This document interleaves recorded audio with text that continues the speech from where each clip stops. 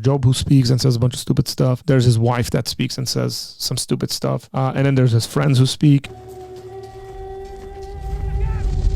First, we have to ask what kind of genre Job is in order for us to understand how to interpret that, right? So the book of Job is wisdom literature and poetry. So, or we can put it this way, it is wisdom literature in the form of poetry.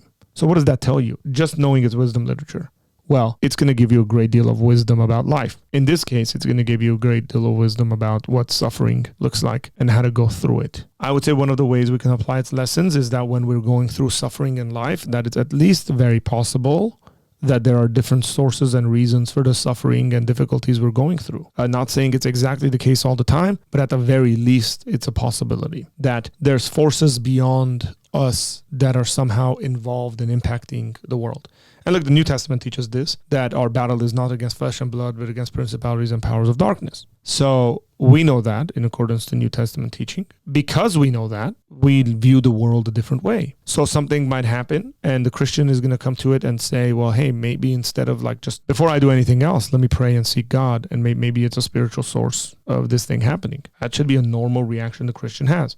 I'm not saying every single situation should be attributed to spiritual forces and stuff, but when you come to any situation, maybe the first thing you should think about is it's a possibility. The world is a lot more active in the spiritual world than we'd like to think. I think the New Testament teaches this. Job gives us hints of that. One of my favorite passages in the book of Job is actually when God speaks. So there's lots of people who speak in the book of Job, right? Like there's Job who speaks and says a bunch of stupid stuff. There's his wife that speaks and says some stupid stuff. And then there's his friends who speak, say a bunch of stupid stuff. Like everybody in the book that's speaking says really, really stupid stuff. Everybody's wrong. Every single character in the book of Job has a wrong analysis. You know who has a right analysis? It's the reader. You do. The reader of the book of Job knows exactly what's going on. Job doesn't know. His wife doesn't know. His friends don't know. They're all like kind of guessing.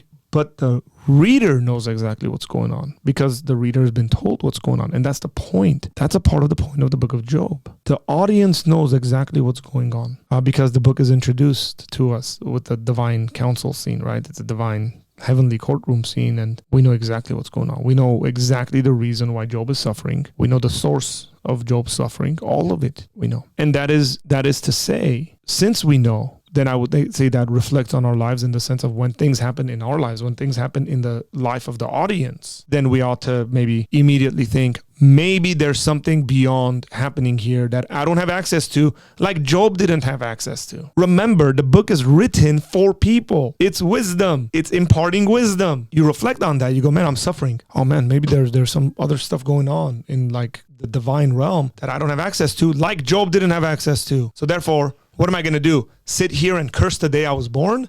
Sit here and curse God and die? Sit here and theologize and say I must have sinned and so therefore my suffering is happening because of my sin, or my blessing is happening because of my obedience? Or go to God very humbly and say, I am but the dust of the earth. I speak of things I don't know about, and I think of things and theologize of things I don't have full access to. Oh Lord, reveal yourself to me. That's worship. Guys, that is worship. And this is what God does at the end of Job, where he approaches Job and says, bracelet yourself like a man, for I will question you and you will answer me. Because Job has talked nonsense. He's thought nonsense. And we do that, right, guys? We all do that. And I think the worshipful attitude would be go to God and say, I just don't know. I think I know. I have some reason to believe X, Y, and Z. Now, again, look, we have the word of God. Job didn't have the word of God. So we know a lot more about the world. We have a lot more about what is going on, God's plan and his will and all this stuff. We have so much more than Job did. And so there's plenty of stuff we can say we know, but those aspects where we don't know, just go to God in worship and awe and honor and say, I don't know. God, I need you.